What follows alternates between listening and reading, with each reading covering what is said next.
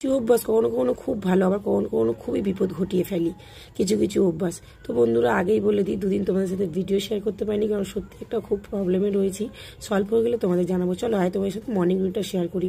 সাত সকালে উঠেই দেখলে বাসি ধরে জল দিয়ে দিলাম, কারণ সকালে ছেলেকে স্কুলে পাঠাতে হবে, ঘর পর্যন্ত সময় নেই।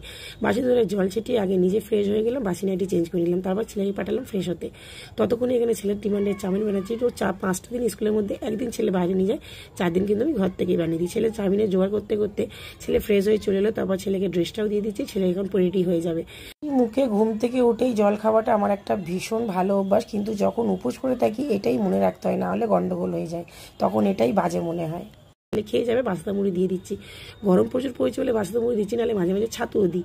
তো চলো, চাউমিন তো হয়ে গেছে, রেডি করে এখানে পেঁয়াজটা আলাদা দিয়েছি, সসটা আলাদা দিয়েছি, কারণ পেঁয়াজটা ওকে খুব একটা ভালোবাসে না, তাও একটু দিয়ে দিয়েছি।